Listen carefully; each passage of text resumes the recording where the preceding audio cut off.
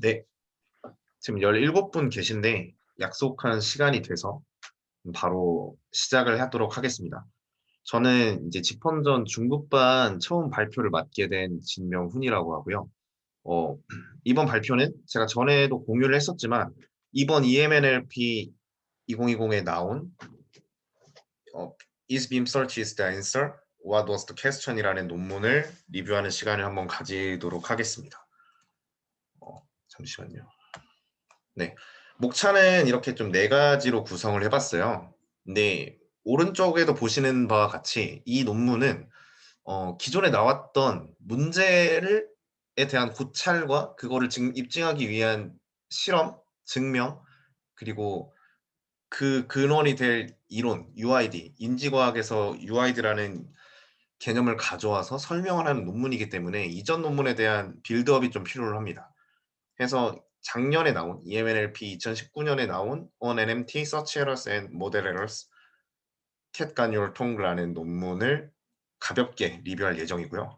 그 다음 이제 두 번째 챕터부터 본 논문을 다룰 거고 실험 세팅 그리고 본 논문의 결론을 요약하면서 레퍼런스 보여드리고 마무리 짓도록 하겠습니다. 네, 우선 첫 번째 논문에 대한 얘기예요. 우선은 본 논문은 지금 파란색 테두리 쳐져 있는 논문 두 분이 쓴 논문인데 우선 이거는 SGNMT라고 케임브리지 대학교에서 이제 오픈 소스로 공유한 어떤 기계 번역 라이브러리입니다. 이거는 EMNLP 2017년에 기재가 되었고요. 이제 이 논문에서는 주로 SGNMT에 대한 내용을 어떻게 구현했고 어떤 실험을 했고 뭐 어떤 아이디어를 해서 착안을 했다라는 내용이 담겨 있고 오른쪽 링크에서 직접 소스 코드를 확인하실 수가 있어요. 해서 이 논문 이렇게 라이브러리를 구축을 해놓고 이쪽 똑같은 연구진이죠. 케임브리지 대학교. 이 두 분께서 논문을 작성을 하십니다. 어떤 논문을 작성을 하냐. 좀 의미심장한 말로 시작을 해요. 캣 간유얼 통구라고. 해서 이게 뭐 꿀먹은 벙어리냐? 약간 이런 뜻이잖아요. 그래서 이 도대체 무슨 내용을 말하고 싶어서 이렇게 논문 제목을 지었지? 한번 좀 탐구해 보도록 할게요. 이 논문에서 크게 컨트리뷰션 한 거는 두 가지예요.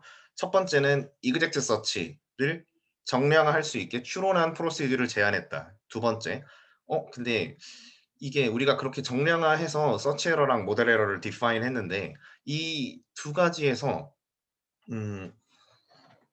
빔 서치보다 뭐 성능은 모델 성능 자체는 좋은데 휴먼 라이크한 결과값을 못 뱉어내더라. 진짜 우리가 인간처럼 말하는 텍스트 제너레이터 모델을 만들고 싶어서 이렇게 하는 건데 왜 안 되지? 라는 보고를 하는 걸로 이 논문이 끝마치거든요. 두 가지를 좀 설명을 드릴게요.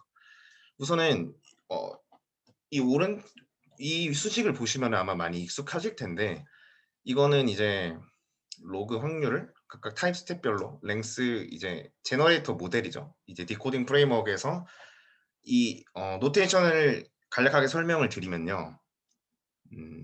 이 라지 J는 타겟 센텐스의 길이라고 보시면 될 것 같아요. 해서 지금 이터레이블을 하게 y1 어퍼스트로피 0부터 1, 2, 3 쭉쭉쭉 해서 j-1까지 가겠죠. j-1 길이의 문장이 주어졌을 때 다음 컴플리트 문장을 생성할 확률 이걸 쭉 더해주는 거를 모델 확률로 계산을 하고 그거에서 이제 MAP로 이 그 인풋 센텐스가 주어졌을 때 타겟 센텐스를 나오게 할 확률을 최대화시키는 문장을 오브젝트 찾는 문제가 되겠습니다. 이그젝트 서치라는 거는. 근데 기존에 이제 이그젝트 서치라는 거는 탐색 공간을 전부 탐색을 했을 때 진짜 정답에 가까운 문장을 우리가 찾는다는 건데 논문에서 주장하듯이 논문에서 말하듯이 그리고 또 우리의 직관적으로 확인할 수 있듯이 뭐 예를 들어서 타겟 보케브러리가 32,000개 토큰이 있다고 한번 가정을 해보자고요. 그러면은 이때 전체 서치 스페이스의 너비는 여기 서 있는 것처럼 10의 82승이라고 합니다. 해서 이렇게 NMT의 서치 스페이스가 굉장히 크기 때문에 서치 에러에 대한 연구는 굉장히 제한적이었어요. 정량적으로 할 수가 없고 nBest 리스트나 그 외의 것들 아래 여기 논문을 제가 좀 기재를 해 놨는데 왜 좀 우회적인 접근을 해서 서치 에러의 성능을 비교하는 식밖에 되지 않았습니다. 그래서 이 본 논문에서는 이러한 이그젝트 디코딩을 추론하는 알고리즘을 제안해서 서치 에러를 정량적으로 분석할 수 있는 스키마를 제안을 했어요. 어떻게 했냐? 어떻게 했냐를 보기 위해서 우선 빔서치 알고리즘부터 한번 좀 살펴봐야 되는데 이 논문은 빔서치에 포커스를 맞춘 건 아니라서 하고 또 이제 알고리드미틱한 것들은 우선은 좀 알고 계신다는 가정하에 짧게 좀 설명을 드릴게요. 여기서 처음에 empty translation prefix 그니까 뭐 엔드 또 뭐 그냥 빈 칸으로 초기화를 하고 점수도 제로 스코어로 초기화를 해 놔요. 그래서 만약에 엔드 토큰이 등장했을 시에는 다른 토큰을 탐색하지 않고 그냥 넣어 주고요. 만약에 그게 아니다. 엔드 토큰이 아니다라고 하면은 여기에 유니온 합집합이 있잖아요. 모든 타겟 보캐블러리의 단어에 대해서 가능한 모든 컨티뉴어션들을 탐색합니다.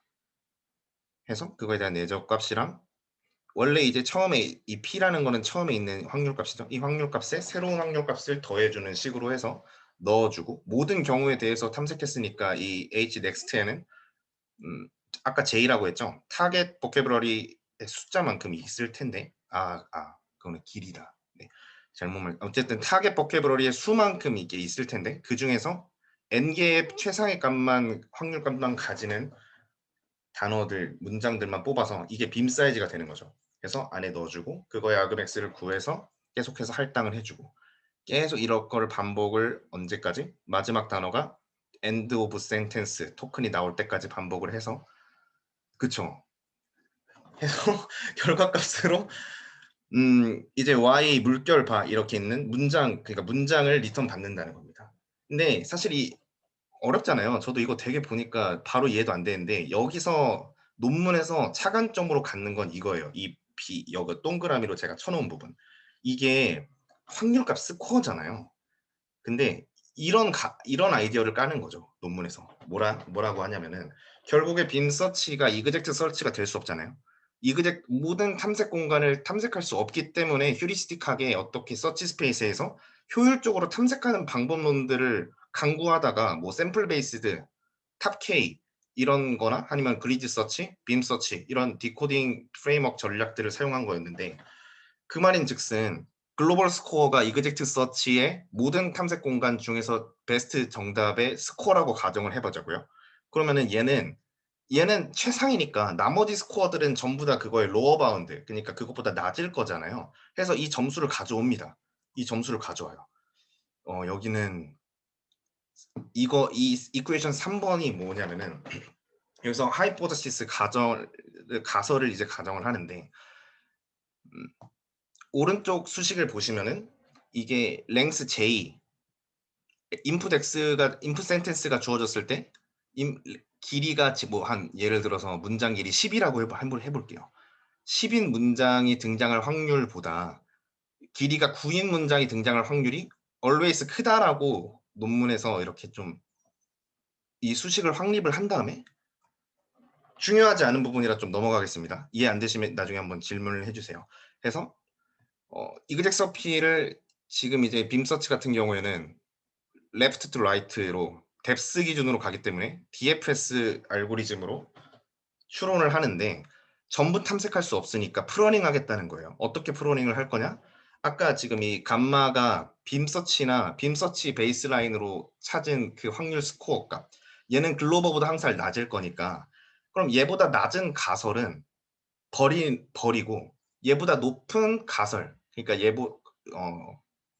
좀 쉽게 좀 얘기를 하자면은 빔 서치로 찾은 어떤 문장이 있다고 한번 가정을 해 볼게요. 예를 들어서 독일어로 "나는 그녀를 사랑해."라는 문장을 번역을 한다 했을 때 그게 뭐 한국어나 프랑스어나 기계 번역 태스크니까 번역이 되겠죠. 근데 그 번역이 되는 거에서 빔 서치로 뭐 "나는 그녀 밥 먹었다."라는 문장으로 번역이 됐다고 하면은 이 문장에 대한 스코어가 있을 거잖아요. 그거를 감마라고 하자는 거죠. 그러면은 이 감마라는 베이스라인을 얻었어요. 이 베이스라인을 얻고 나머지 문장들에 대해서 또 전부 다 탐색을 하는데 전부 못 찾으니까 우리가 처음에 그냥 베이스라인으로 만들어 놓은 문장 "나 그녀 밥 먹었어."라는 문장에 대해서 빔 서치가 풀인 경우라고 말씀하셨는데 다릅니다. 풀인 경우. 풀인 경우라고 이해를 하셔도 될 것 같아요. 그러니까 풀이라고 하면은 타겟 보캐브러리 숫자만큼 빔 사이즈가 커지는 거를 의미하는 거잖아요. 알고리즘 상으로는 얘는 뎁스 기준으로 진행을 하는 거니 하고 빔 서치는 너비 기준으로 장작하니까 다른데 결과적으로 찾게 되는 서치 스페이스는 동일한 것 같습니다. 네. 해서 이제 넘어가면은 어쨌든 이 알고리즘은 이그젝트 서치를 인퍼런스 하자라는 아이디어에서 출발을 한 거의 끝입니다. 네. 하고 이거는 빔 서치 그림을 제가 한번 가져와 본 거고요. 네. 그러면은 제가 첫 번째 이거 이 논문의 컨트리뷰션으로 이렇게 이그젝트 서치를 인퍼런스해서 서치 에러를 정량화할 수 있다는 게 이 논문의 주요 기여점이라고 말씀을 드렸는데 그러면은 정량할 수 있으니까 실험을 해서 수치를 뽑아낼 수 있잖아요. 그게 이 테이블 1의 결과가 되겠는데요. 세 가지로 실험을 진행을 했어요. 첫 번째는 이제 그리디 서치, 두 번째는 빔 사이즈가 10인 빔 서치, 그리고 세 번째가 이제 앞서서 설명한 이그젝트 인퍼런스 프로시듀어 이렇게 세 가지로 진행을 했는데 이게 실험 결과가 좀 이상한 거예요. 어떤 부분이 이상했냐? 우선 데피니션부터 보셔야 되는데요. 서치 에러에 대한 데피니션을 글로벌 베스트 모델 스코어에 찾지 못한 경우 이게 무슨 말이냐면 이그젝트 서치가 우리가 진짜로 번역하고자 하는 문장이잖아요. 그 문장을 찾아냈으면은 서치 에러가 발생하지 않는 거고 만약에 "나는 그녀와 밥을 먹었다."라는 문장으로 번역을 해내야 되는데 "나 그녀 밥 먹었어." 이런 식으로 되면은 그거는 서치 에러 카운트에 넣는 거죠, 그 문장을. 그리고 empty 부분은 모델 에러 부분인데요.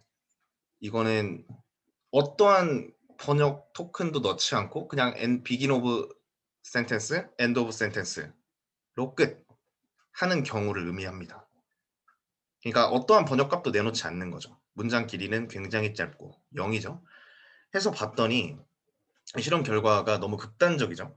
뭐 서치 에러 같은 경우에는 뭐 이그젝트 인퍼런스 기준으로 해서 서치 에러를 디파인 했으니까 당연히 0.0%고 왜냐면은 이그젝트 서치로 나오는 문장의 스코어의 기준이 서치 에러가 되는 거거든요. 해서 얘는 당연히 0.0%고 그리디나 빔 서치 같은 경우에는 뭐 이그젝트 글로벌 옵티머를 찾는 알고리즘보다 성능이 떨어지니까 당연히 서치 에러가 높겠죠. 여기까지는 이해가 돼요. 근데 나머지 부분이 이해가 안 되는 거예요. 이그젝트 인퍼런스로 예측을 했을 때 무려 50%가 넘는 문장에 empty translation을 네네. empty translation을 할당을 했다고 합니다. 또 그러다 보니까 문장 길이가 굉장히 짧아서 이 레이쇼가 문장 길이에 대한 레이쇼인데 얘는 이제 0.06으로 줄어들고 블루 스코어가 진짜 말도 안 되게 낮은데 이거는 이 사람들 돌린 코드나 그런 걸 좀 봐야 될 것 같아요, 정확하게.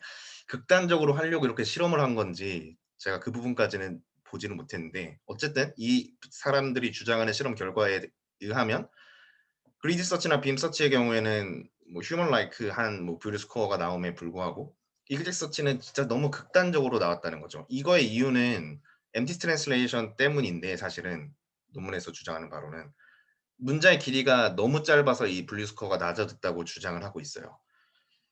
해서 네. 좀 다음 내용을 진행을 해 보면 음 아까 그 방금 말씀드린 내용이 옆에 피겨 1 인데요. 이거는 이제 빔 사이즈를 늘릴수록 분류 스코어가 또 줄어들고 또 보시면 이제 오른쪽 엑시스에 보시면은 랭스 레이시오 있죠. 이 부분도 계속해서 떨어진다는 거예요. 이런 부분 때문에 '그럼 길이 문제인가?'라고 저자 이 문제에서 의문을 가졌던 것 같아요. 그리고 이 부분은 만약에 빔 사이즈를 늘렸을 때 그럼 문제가 해결되려나? 서치 에러를 계속해서 낮출 수 있을까? 라는 식의 접근의 실험을 했는데 보시면은 이게 맨 왼쪽에 있는 오른쪽 피규어에 대해서 설명을 하고 있는데 네. 일단은 지금 진행을 하겠습니다. 뒤에 내용도 있어서. 그 K가 1일 때 잠시만요. 일단 동주님께서 블루스코어 계산 때 길이에 대한 페널티가 존재해서 그럴 수 있지 않을까요?"라고 하셨는데 스코어 자체 데피니션에 대해서 논문에서 그렇게 탐색을 하고 있지는 않았습니다. 그냥 네. 아마 저도 좀 동의를 하는 부분이에요. 그리고 랭스 레이시오는 프리딕션 볼드라벨이라고 하셨는데 혹시 쪼끔만 어떤 질문인지 잘 이해가 안 돼서요.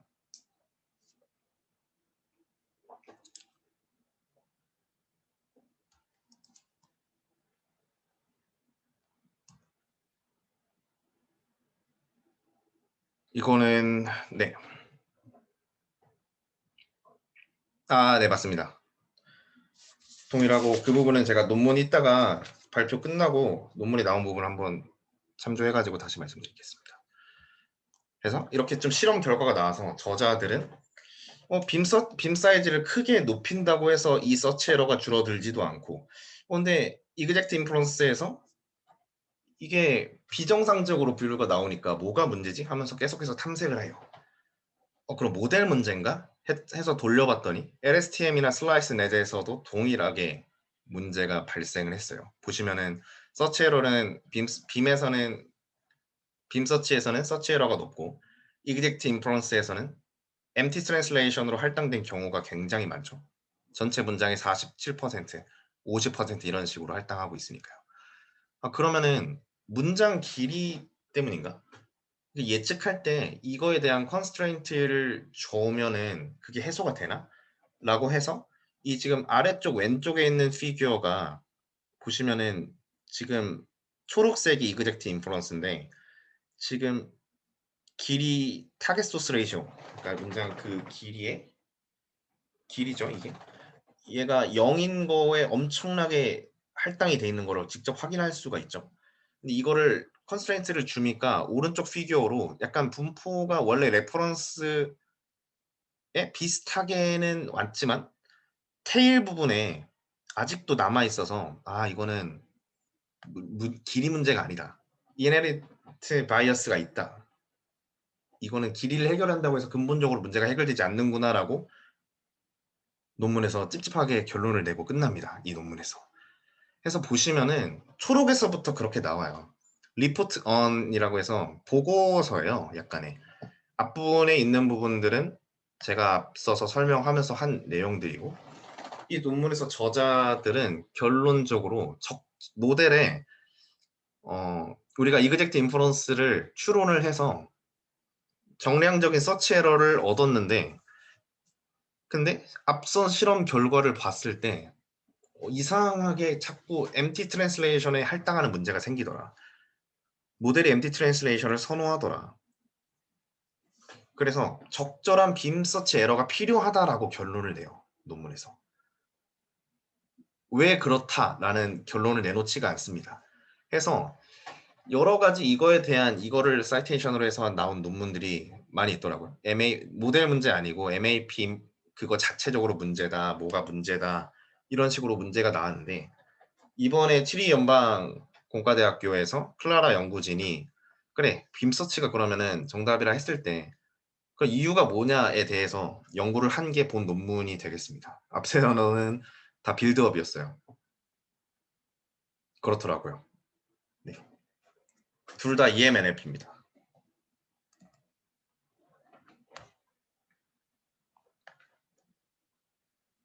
네. 해서 보시면은요. 여기도 이제 초록에서 보시면은 이 지금 스타버그 앤 브린 2019가 방금 제가 소개해 드렸던 논문이고요.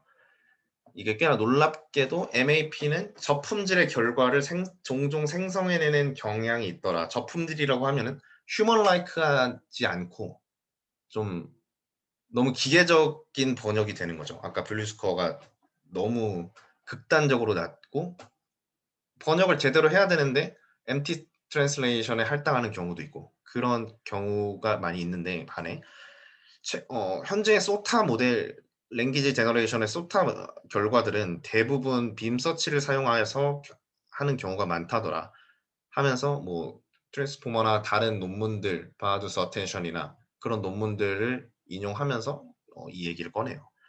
앞서서 있던 것처럼 높은 서치 에러를 보였음에도 불구하고 빔 서치를 쓰는 이유 논문들이 굉장히 많았는데 그러면은 그 이유가 뭐냐라는 거에 대해서 이 저자의 논문들은 인지과학에서 입각한 유니폼 인포메이션 덴시티라는 컨셉을 가져와서 이거에 대한 현상을 좀 설명하고자 하는 논문이 되겠습니다. 그래서 클라라 님께서 이번에 EMNLP 슬라이드 라이브에서 이 내용부터 좀 설명을 해주세요. 어떤 부분이냐면은 우선은 신경망 확률적 텍스트 생성 모델은 인풋 센텐스 X가 주어졌을 때 타겟 센텐스 Y를 생성할 확률을 모델링하는 것. 이렇게 문제를 디파인 할 수가 있고 대부분의 신경망 제너레이터의 경우에 이렇게 다 곱확률로 하고 로그를 붙여서 서메이션으로 바꿔주는 식으로 이렇게 모델링을 하죠. 저희가. 해서 기존의 MAP 인플러스의 경우에는 인풋 X가 주어졌을 때 타겟 Y를 등장할 확률을 최대화하는 문장 Y를 우리가 실제로 번역하고자 하는 그 문장 글로벌 옵티마 문장으로 삼자라는 게 기존까지의 디코딩 프로볼 문제였어요. 근데 앞서서 그런 실험적인 문제가 있었다는 거죠. 그래서 MAP 인퍼런스의 솔루션이 우리가 원하는 텍스트라고 하면은 실제로 우리가 지금 이렇게 제가 발화하고 있는 것처럼 남이 들었을 때 아, 얘는 인간이 말하고 있는 거구나 라고 착각을 할 수 있을 정도의 수준을 기계가 생성을 해내야 되는 거잖아요. 뭐 우리가 이제 STT라는 그런 NLP 태스크를 했을 때 근데 그러지 못했다는 거죠. MAP 인퍼런스로는 저희가 이제 뭐 브류나 러지나 생성 부분에 이제 지표들을 만들었어도 그게 실질적으로 진짜 인간이 말하는 것처럼 말하는 그런 지표가 되냐에 대한 연구가 굉장히 많이 진행되는데 이 논문도 그런 연구 중에 하나라고 이해를 하시면 될 것 같아요. 그러면은 이거를 수식화해서 어떻게 풀어볼 거냐에 대한 내용을 이제 다루고 있는데 그러면은 MAP의 오브젝티브 펑션을 옵티마이제이션 프로그램으로 저렇게 쓸 수 있겠죠. 컨스트레인트 조건이 없는 최적화 문제로 저렇게 해서 뭐 MAP 베이전 룰을 이용해서 문제를 푸는데 그러면은 빔서치 휴리스틱한 거는 어떻게 최적화 문제로 써볼 거냐에 대한 문제를 논문에서 고민을 했어요. 그래서 어떻게 쓰냐 아까 굉장히 길던 빔서치 알고리즘을 이렇게 수식 세 줄로 우선은 정의를 하고 넘어가요. 이걸로 보면 조금 더 단순하겠죠. 그러니까 처음엔 이제 begin of sentence 토큰으로부터 시작을 해서 인풋 문장이 주어졌을 때 지금 이 y, 라지 y는 셋이에요. 그러니까 아까 저희 있는 피규어에서 다들 이제 빔서치에 대해서 어느 정도 아시겠지만 타겟 문장 중에서 빔 사이즈 K개만큼을 고르잖아요. 그래서 이 지금 노테이션이 이 set y는 K개 만큼만 고르고 그 K개가 등장할 확률 중에서 가장 큰 Y셋을 고르는 것이 이제 이게 되겠고 그거를 이터레이션을 nmax만큼 반복했을 때 마지막 생성된 문장을 취하는 게 지금 빔서치 알고리즘이 되겠는데 이거를 최적화 문제로 쓸 수 있을까? 최적화 문제로 쓰면 어떻게 되냐면은 비교가 가능해지죠. 실제로 실증적인 문제로 치환을 해서 빔서치가 답이었을 때 원인이 뭐냐에 대한 거를 추정하고자 지금 MAP 문제를 휴리스틱한 문제를 오브젝트 옵티마이제이션 문제로 끌어올려는 시도를 지금 논문에서 하고 있어요. 어떻게 할 거냐? 논문에서 이 regularized 텀을 추가를 합니다. 그러면 구현하기 되게 간편하겠죠. 왜냐면 뭐 MAP 지금 있는 거에다가 뭐 SVM의 규제화 텀 있는 것처럼 똑같이 이렇게 넣어주면 되는 거니까요. 규제화 텀은 그냥 그 어느 정도 레귤러라이즈드 할 건지에 대한 파라미터 람다랑 그리고 뒤에 있는 어 타겟 센텐스에 대한 펑션으로 구성이 되어 있는데요. 이거를 그리드 서치로 만들고 싶으면은 이 규제 함수에 이거를 써주면 된대요. 이게 지금 이제 정리 3.1에 의하면은 이렇게 구한 텍스트가 이렇게 구한 텍스트란다. 지금 이제 로그 프로바빌리티 argmax로 구한 값이랑 그리드 서치 휴리스틱하게 구한 거랑 람다가 무한히 커졌을 때 정확하게 일치하더라라고 이제 증명을 해냈는데 여기서 일단은 좀 베이지컬리한 거를 좀 말씀을 드리면은 데피니션 상에서 지금 수식에 대해서 설명을 좀 드릴게요. U of y라는 거는요, 서프라이저 함수입니다. 보시면은 저희 단톡 이제 자연어 처리 단톡방에서도 현옥님께서 자주 말씀을 해주셨는데 엔트로피 정보 이론에 대한 얘기예요. 지금 U라는 함수는 지금 보시면은 마이너스 로그 probability x랑 이전 텍스트 y가 주어졌을 때 그 다음에 토큰이 추가된 y가 등장할 확률의 로그 값의 마이너스가 되겠죠. 그러니까 셀프 인포메이션 혹은 인포메이션 컨텐츠라고 불리는 어떤 한 사건에 대한 서프라이즈라고 보시면 되겠습니다. 이 보시면은 함수가 오른쪽 위에 그림처럼 생겼잖아요. x축이 probability 확률이고 0에서 1 사이죠. 그리고 y축이 서프라이저 지표인데 보시면 반비례하고 있잖아요. 그래서 확률이 높을수록 놀랍지 않고 왜냐면은 비유를 하자면 뭐 예를 들어서 제가 여자친구를 사귈 확률이 5%예요. 그러면은 다음에 친구를 만났을 때 너 연애하고 있니? 이러면 아니 안 하고 있는데 하면은 별로 그 상대방은 안 놀랍잖아요. 원래 없었으니까. 근데 확률이 5%인데 갑자기 연애해 이러면은 아 네네. 아 그래? 진짜로? 이러잖아요. 그게 놀라운 그러니까 확률이 적을수록 더 놀랍다는 거죠. 이게 정보 이론에 우시지 마시고요. 정보 이론의 어떤 그 엑시엄으로 디파인이 된 건데 이거는 그런 지표를 써놨다고 좀 이해를 하시면 될 것 같습니다. 네. 해서 U of Y라는 거는 그런 서프라이저고 샤논 엔트로피에서 기대값을 뺀 거라고 이해하셔도 될 것 같아요. 그래서 얘 같은 경우에는 각각의 타임 스텝별로 U of T 그 해당 토큰이 나올 놀라움의 정도에서 모든 단어의 이 부위가 지금 노테이션이 살짝 달라서 헷갈리실 수 있는데 그냥 보캐브러리라고 이해하시면 돼요. 모든 단어의 놀라움의 정도 중에서 가장 작은 값을 뺀 거. 그거의 스퀘어 텀을 전부 다 더한 거가 그레이디 텀인데 이 증명에 대해서는 다루지 않을게요. 이게 이거를 계산하면 그리디 서치로 계산하는 결과값과 정확하게 동일하대요. 해서 이 식에 대해서 좀만 더 설명을 드리면은 지금 규제화 텀이잖아요. 쟤는 아그맥스니까 위의 식을 최대하는 방향으로 움직여야 되는데 그러면은 규제화 텀이 0이 되어야겠죠. 근데 지금 람다가 무한히 커지고 있으니까 얘는 굉장히 0으로 수렴을 해야 될 거예요. 근데 얘가 0이 되려면은 서메이션 안에 있는 텀이 0이 돼야 되잖아요. 이게 0이 되는 경우가 언제일까요? U of Y랑 미니멈 U of 모든 단어에 대한 놀라움 서프라이저가의 최소값이 같을 때가 0이 되겠죠. 그래서 이 그리디는 최대한 그 놀라움의 정도가 작은 경우, 그러니까 확률이 큰 경우 반비례한다고 말씀드렸잖아요. 네, 놀라움의 정도가 가장 작은 경우로 계속해서 로컬리 옵티멀하게 그런 선택을 취한다라고 이해를 하시면 될 것 같아요. 이게 굉장히 논문에서 좀 핵심을 가해서 설명하는 부분이라서 좀 자세하게 설명을 드렸습니다. 그럼 그리디 서치는 이렇게 정의를 했고 그리디 서치 K1 그러니까 단어 몇 개 볼 건지만 늘려주면 빔 서치가 되는 거잖아요.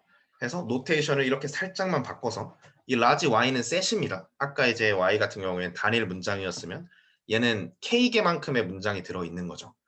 그래서 노테이션이 살짝 바뀌었는데 동일합니다. 그냥 이터레이션 몇 번 돌 건지 그리고 이게 셋으로 바뀌었다. 그리고 추출하는 게 다르니까 제약 조건 같은 것 좀 넣어주고 이런 정도의 수식만 바뀐 거고 아래 정리도 동일해요. 네, 아래 정리도 동일해서 람다가 무한히 커질 때 얘를 정확하게 빔 서치랑 똑같이 계산이 가능하다. 이건 뒤에서 실험 결과로도 나옵니다. 정확히 똑같은 문장이 생성이 돼요.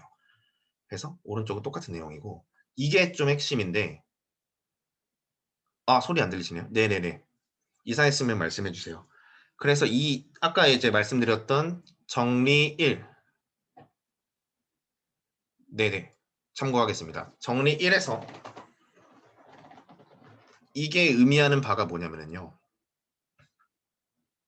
이 수식을 한번 다시 한번 볼게요. 이 아래에 있는 지금 혹시 마우스가 보이실지 모르겠어요. 제가 다음에 네, 마우스가 보이시면은 지금 이 solution of MAP inference is clearly not desirable text라 되어 있죠.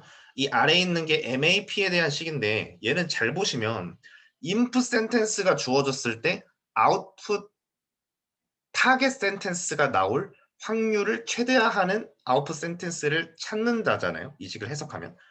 근데 보시면 얘는 타임 스텝에 대한 수식이 없어요.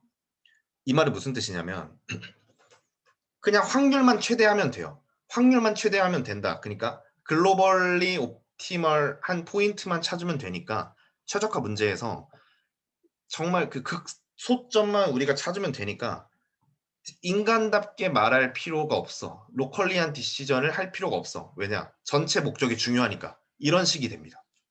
그래서 논문에서 뭐라고 얘기를 하냐면은 옵티멀 MAP의 경우에 글로벌 옵티멀리티 그러니까 전체의 목적. 전체의 목적이 뭐죠? MAP 수식에서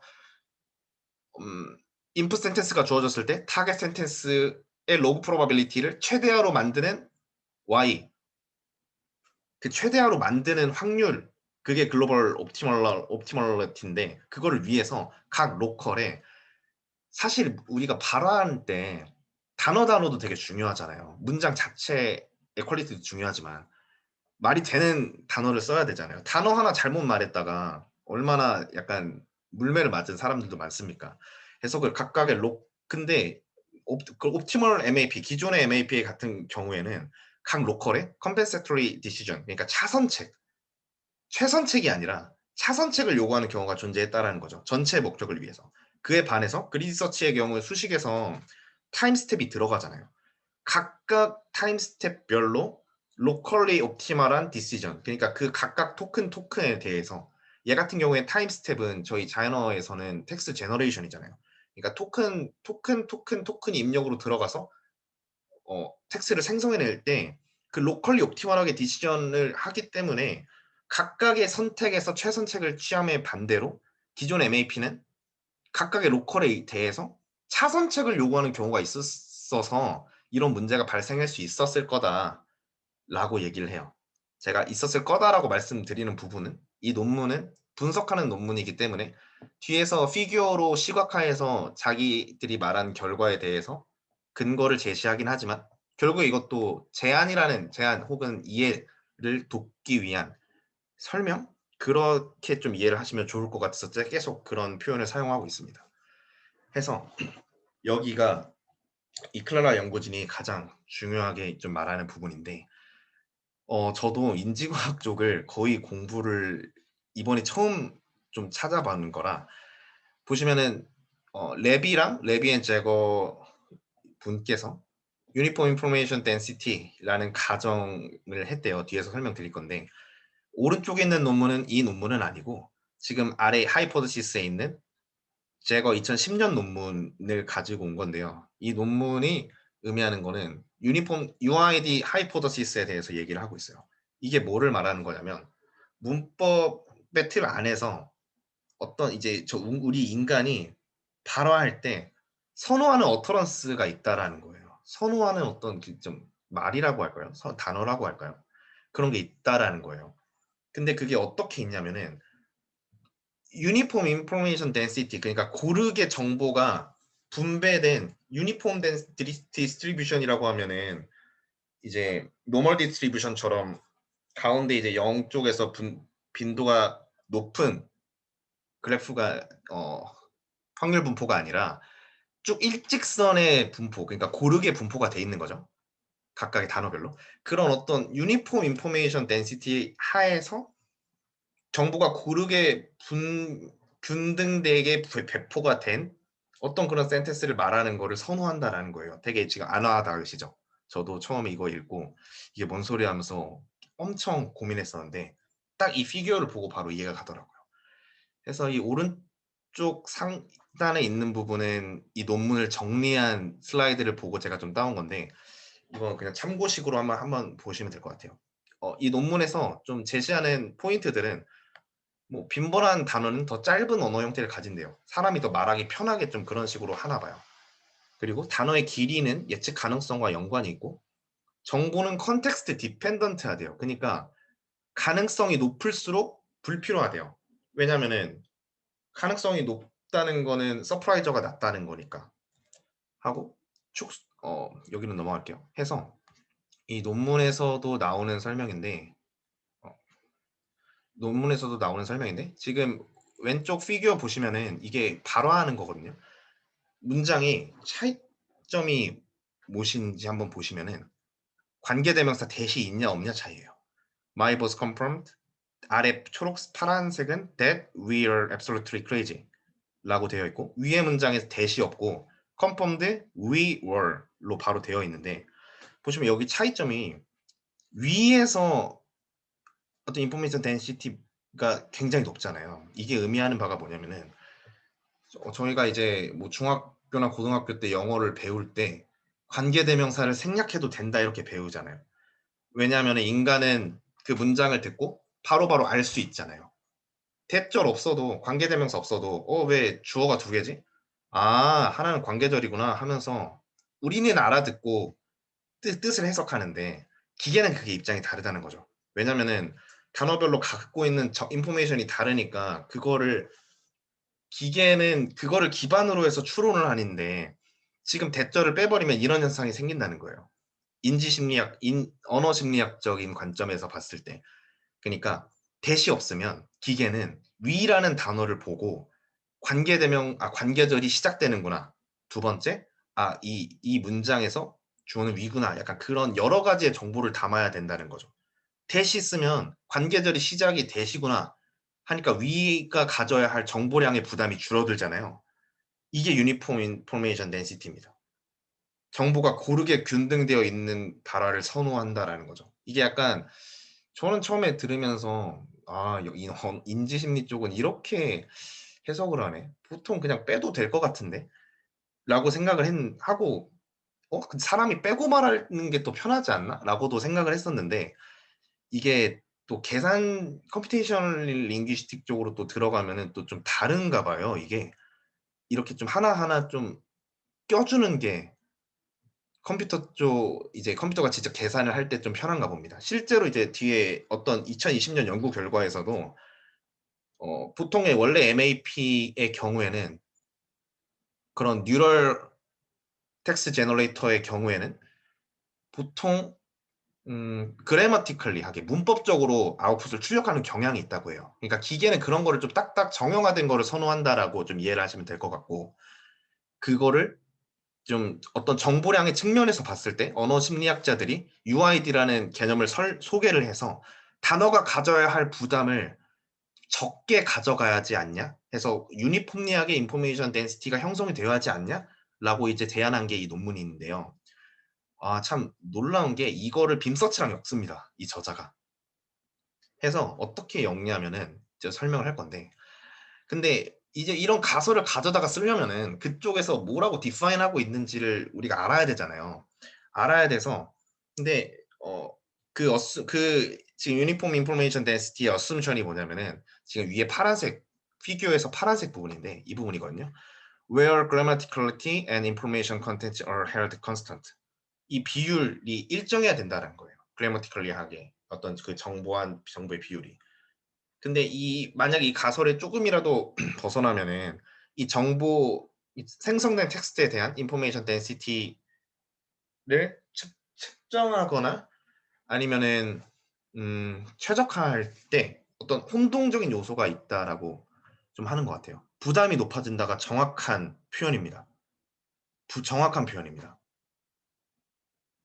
네. 굉장히 정확한 표현입니다. 이게 한 단어가 가져야 할 정보량이 두 배로 늘어나는 거죠. 뭐 정량적으로 두 배는 아니겠지만 그렇게 늘어난다라는 거죠.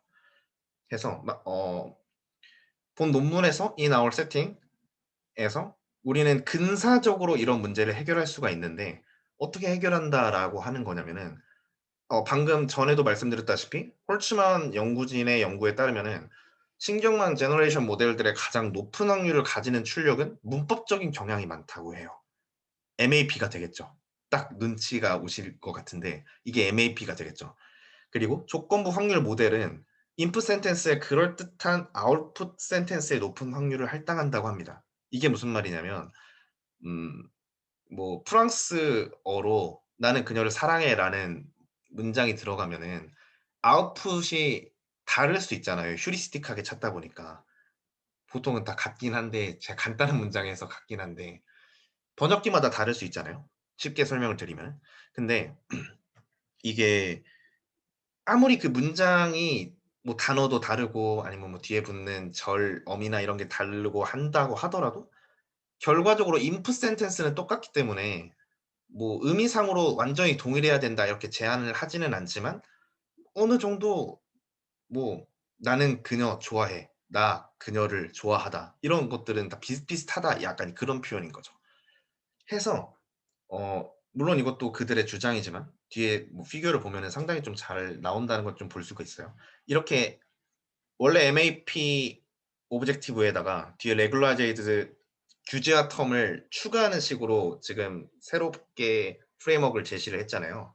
이거에서 원래 오리지널 오브젝티브가 문법적이나 어떤 인포메이션 컨텍스트 관련해서 어떤 보상을 해 주는 텀이고 옆에 있는 규제화 텀은 UID 가정에 입각해서 진짜 사람이 말하는 대로 선호하는 대로 장려를 한다 해서 어느 이렇게 우리가 규제화 텀을 추가함으로 인해서 이렇게 밸런스가 맞는다. 너무 기계처럼 번역을 제공하는 게 아니라 규제화 텀을 적용을 해서 그것도 또 그리디나 빔 서치에서 인사이트를 얻어서 그렇게 추가하니까 그렇게 해석도 되고 실제로 그렇게 결과도 똑같이 나오더라. 약간 그런 식으로 표현을 하고 있습니다.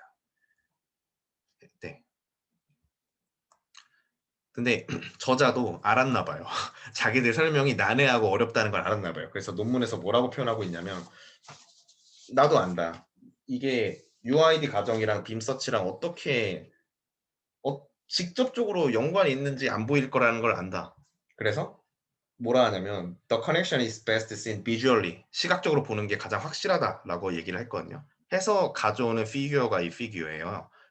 보시면은 5 개가 있죠. 네. 첫 번째는 exact inference 그리고 여기서 그냥 이 람다가 없는 거는요. 지금 이 수식에서 규제하가 0인 거예요. 그러니까 원래 그냥 exact inference겠죠. 그리고 아래에는 람다를 조절을 하면서 나오는 거. 람다 0.3, 0.5, 1. 요거에서 regularized term은 빔 서치를 사용을 했습니다. 그리고 아래에 있는 빔 서치는 그냥 휴리스틱하게 빔 서치 사용하는 거. 보시면 일단 첫 번째로 좀 제가 막 공유를 할 거는 exact search랑 빔 서치랑 결과값이 완전 똑같아요, 문장 보시면은. 뭐 항상 똑같진 않겠지만 아까 말씀드렸죠. 이렇게 계산하는 게 빔 서치를 리커버 복원한다라고 말씀드렸던 것처럼 동일하게 계산되는 거를 확인할 수가 있었고 또 첫 번째 그리고 두 번째로 한번 보시면은 exact 그냥 람다 제로일 때 보시면 이게 검은 점이에요. 지금 마우스 보이실지 모르겠는데 지금 empty translation으로 할당된 부분. 얘가 empty translation이 공번역이었잖아요. end 토큰만 들어오는 거.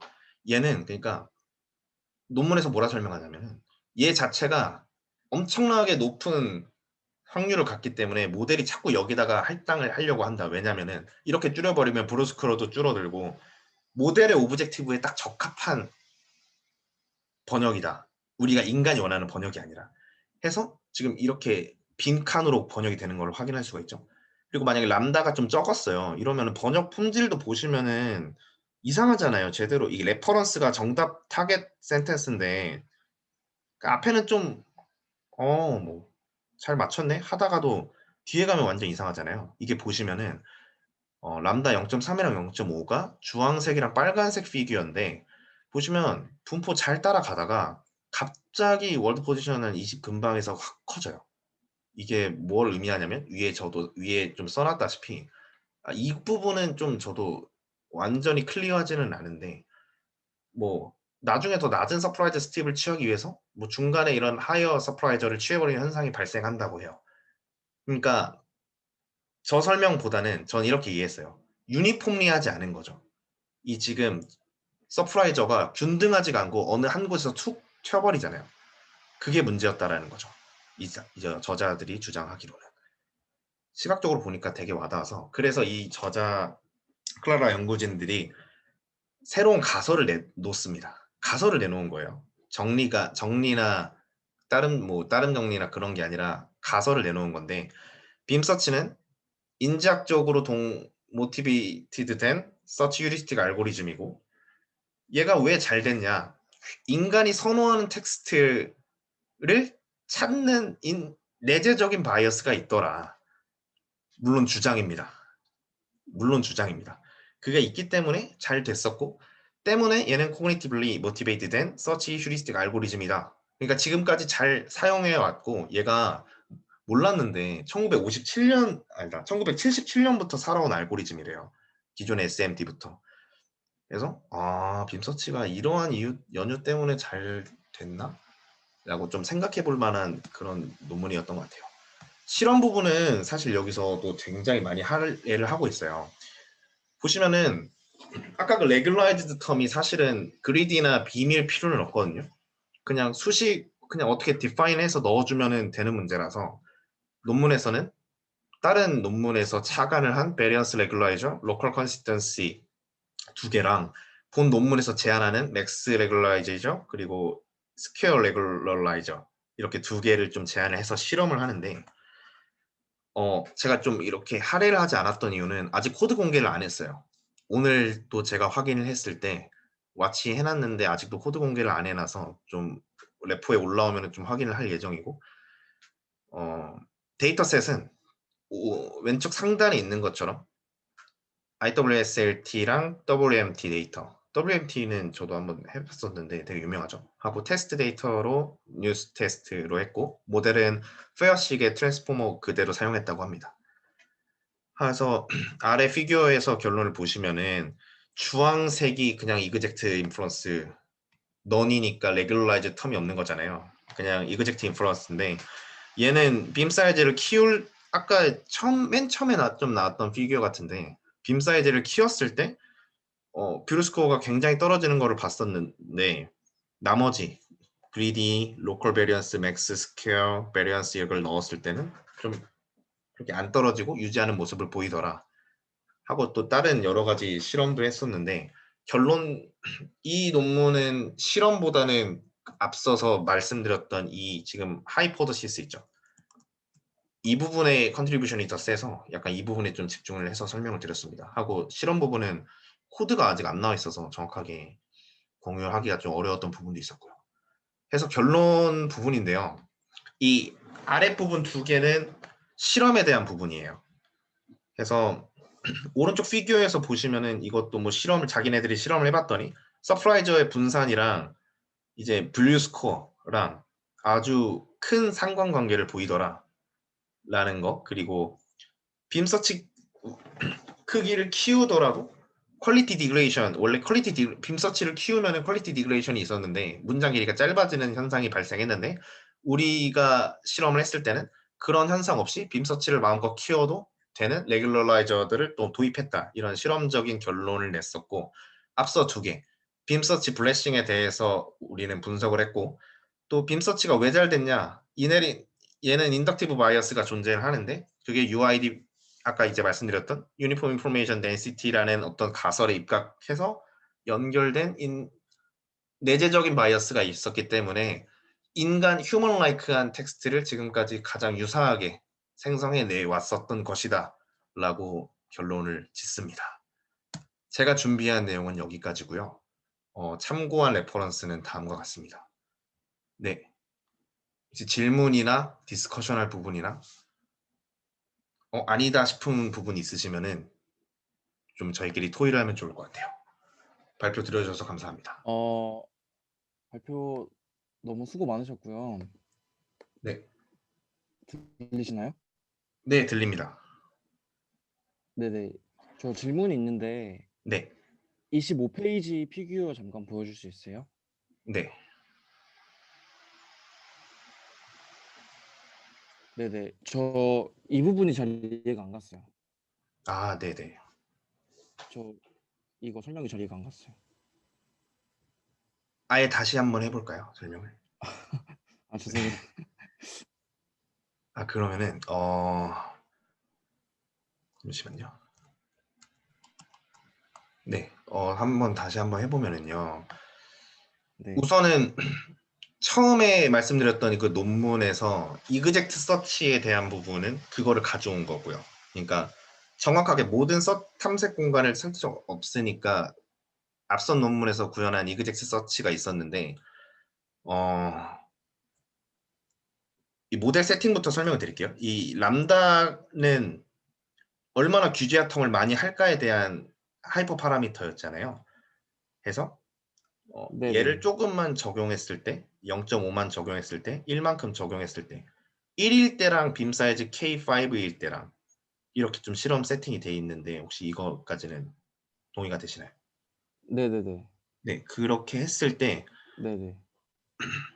이게 워드 x 엑시스가 문장 그냥 워드 포지션 그러니까 나 그녀 나는 그녀를 좋아해면은 0, 1, 2, 3 이렇게 그냥 세는 거라고만 이해를 하시면 될 것 같아요. 그래서 이그젝트 서치에서 empty translation 같은 경우에는 문장 길이 0이니까 그냥 end 토큰 하나 해서 1 해서 x축 1에 서프라이저 한 대략 한 8.5 정도 돼 보이 9 정도 돼 보이는데 그렇게 할당이 된 네네. 거고 이 람다 0.3일 때는 people이 첫 번째 처음 지금 빨간색이 잘 안 보이니까 주황색 람다 0.5로 설명을 드리면은 마우스가 네, people이 여기고 in, modern 뭐 이런 식으로 좀 카운트를 하면 될 것 같아요. 정확하게 지금 꼭지점에 맞지는 않는데 이해 갔어요. 아 네네네. 죄송해요. 해서 각각의 토큰별로 서프라이저가 지금 아. 나와 있는 건데 네네네. 이해 네 갔어요. 맞습니다. 네. 감사합니다. 네, 이유 설명은 전에 그 앞에 했던 내용이랑 동일합니다. 네. 네네네. 저 이 그 워드 포지션이 그거 랭스에 대한 건지 몰랐어요. 아 네네. 그냥 몇 저도 가지 단어를 말하는지를 그 그래프 레이를 잘못했어요. 네. 네네네. 좀 설명 좀 네네. 드렸어야 됐었는데 예스, 예스. 방금 이해하신 바가 맞습니다. 그 토큰별로 서프라이저를 네. 찍어준 겁니다. 네네네. 이해했습니다.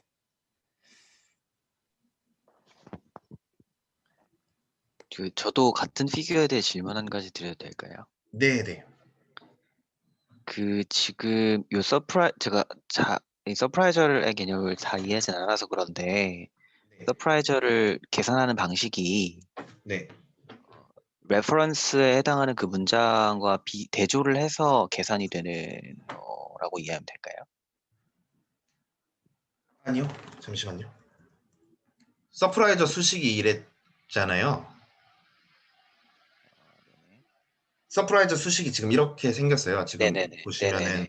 U 오브 T 있죠?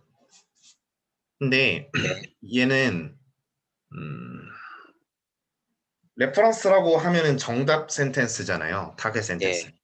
근데 얘는 지금 컨디셔널 조건부 확률에 들어가는 부분이 input sentence x랑 이 지금 y 언더 그러니까 t 지금 y 밑에 t보다 작다라고 쓰인 노테이션이 이거 제가 이거를 설명 안 드렸구나. 이 노테이션이 뭐를 의미하냐면은 지금 BOS부터 시작을 할게요. 처음에 이 알고리즘이 그냥 처음에 생성할 때 우선 문장 시작한다 하고 BOS 토큰부터 뱉고 시작하잖아요. 네. 얘는 100% 등장할 거니까 서프라이저리 0인 거죠. 무조건 문장의 시작은 BOS로 할 거라는 걸 알고 있으니까. 그러면은 U1 같은 경우에는 input sentence X랑 Y가 1보다 작다가 들어가는 거예요. 그러면 얘는 BOS 토큰이 들어가겠죠. 이전에 생성한 네. 토큰. 네. 해서 뭐 예를 들어서 I라는 단어가 나왔으면은 그 다음엔 똑같이 input sentence 그러면 U2에는 똑같이 input sentence랑 BOSI가 들어가는 거죠. 그래서 질문에 대한 답을 드리면은 서프라이저를 계산할 때 타겟 센텐스를 고려하지 않습니다. 이전에 들어갔던 인풋이랑 인풋 센텐스만 고려해서 넣어주기 때문에. 네네네. 네. 그러면 아까 그 피규어로 혹시 다시 돌아오실까요? 25페이지에. 네. 그러면은 여기서 그 파란색으로 적어주신 요 주석이 네. 뒤에는 서프라이저를 낮게 하기 위해서 자기의 예측이 끝나는 순간에 그냥 높은 서프라이저를 취해버린다라고 해석이 되는데 네. 그렇게 이해도 되는 걸지 모르겠네요. 아까 클리어하진 않다고 말씀은 해주셨는데 네. 그래서 제가 레퍼런스랑 비교했을 때 그렇다는 건가라고 그냥 추정을 했었던 거거든요. 저도 그래서 이게 이해가 안 갔었어요. 이게 논문에 있는 근거를 그대로 쓴 건데 일단은 레퍼런스랑 비교해서 나오는 서프라이저 수치는 아닌 것 같고요. 왜냐면은 잠시만요. 이게 왜냐면은 네. 네네 말씀해 주세요.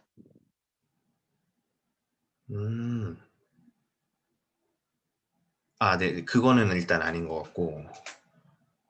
왜냐면 이 빨간색이랑 주황색 그래프는 네네. 이 확 서프라이저리 높아지는 지점에서 끝나버리는 것 같은데 이 예측이 네네, 맞습니다. 밑에 문장으로 따지면 오브에서 끝난 건데 네. 여기에 나중에 더 낮은 걸 취한다라는 말이 사실 여기서는 나중이 없고 여기서 끝난 것 같은데 나중이라는 그쵸. 말이 나와서 네 그게 잘 이해가 안 갔던 것 같습니다.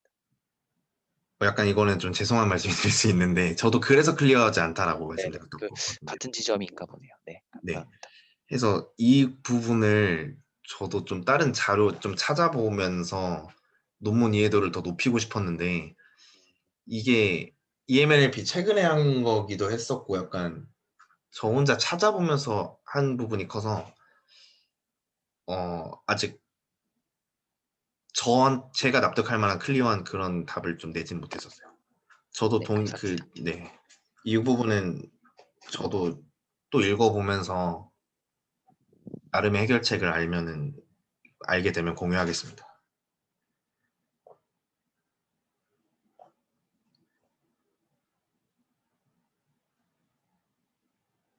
혹시 또 다른 부분 말씀 주실 분 계실까요?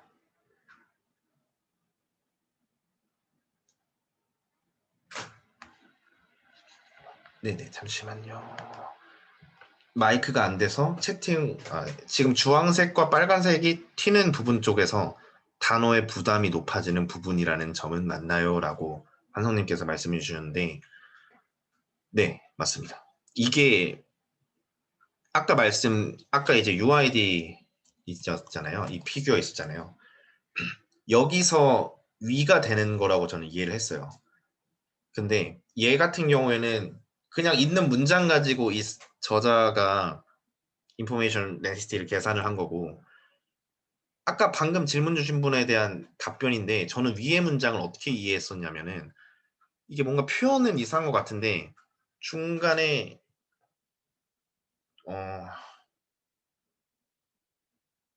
그러니까 뒤에 부분은 저도 클리어하지 않으니까 앞에 부분으로 설명해 드릴게요. 이게 보통 뷰류나 이런 거 계산을 할 때 이그젝트 서치가 더 짧은 문장을 선호한다고 해요. 더 길어지는 것보다 더 짧은 그러니까 랭스 바이어스가 있다라고 전에 논문에서 주장을 리포트를 했었거든요. 해서 그러면은 왜 그거를 선호하냐면 문장 길이가 짧은 문장을 출력을 할수록 부류 스코어가 낮아져요. 그거는 앞서서 이제 피규어에서도 보여드렸었는데 이 피규어입니다. 그러니까 문장 길이 이제 높이면 높일수록 왼쪽 피규어에서 부류 스코어도 똑같이 계속 낮아지거든요. 해서 그런 식으로 좀 해석을 하고 있었어요. 그래서 얘 같은 경우에 한 번에 좀 빨리 끝내버리려고 아까 그 말씀드린 거 있었죠. MAP 오브젝티브가 글로벌 옵티멀리티를 위해 전체 목적을 위해서 차선책을 요구할 수 있다고 했었잖아요. 그게 저는 이런 부분이라고 이해를 했었어요. 짧은 패스를 선호하는 전체 MAP 오브젝티브 때문에 갑자기 우리가 봤을 때는 왜 문장 이렇게 번역하고 끝내는데 그냥 그 순간에서 가장 높은 확률을 취해버리니까 이렇게 말도 안 되게 수치가 튀어버린 거죠.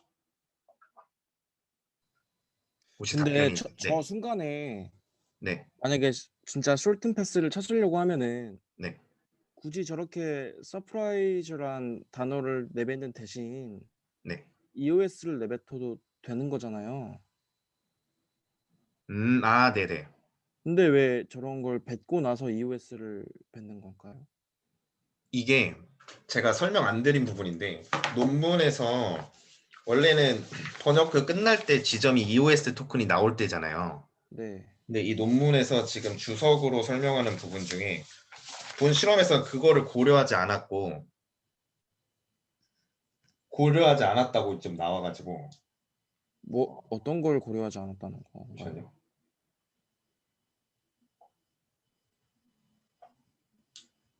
그러니까 문장이 끝나는 시점이 엔드 오브 토큰이 끝나는 시점이 아니라 어떤 특정 n max가 끝나는 시점 그렇게 좀 해석 잠시만요. 네.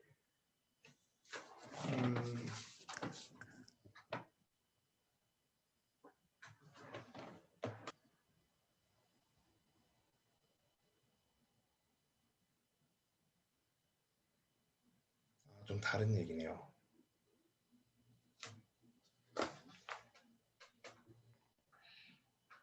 이 부분도 좀 코드 부분으로 좀 확인하면 좋은데 명확하게 설명은 없었습니다.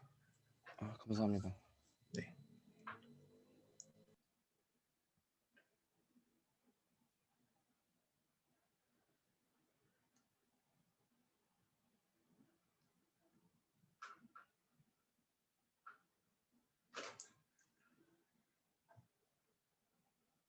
혹시 다른 분들 없으시면은 여기서 이제 마무리를 할까요?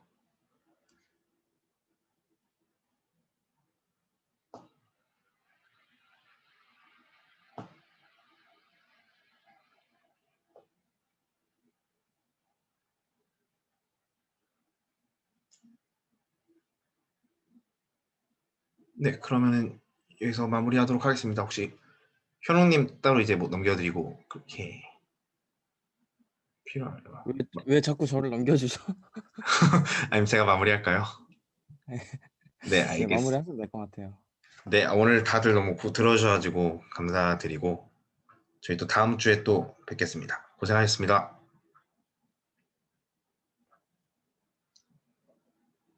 대규님 질문, 네.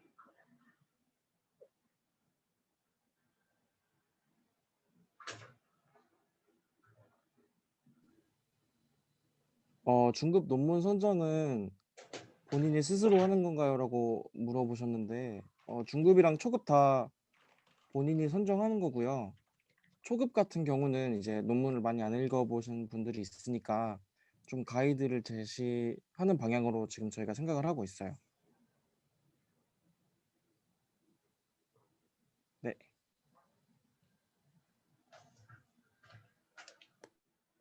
네, 감사합니다. 고생하셨고 오늘 질문 제가 답변 못 해드린 부분은 저도 좀 생각하면서 나중에 공유하겠습니다. 오늘 수고 많으셨습니다.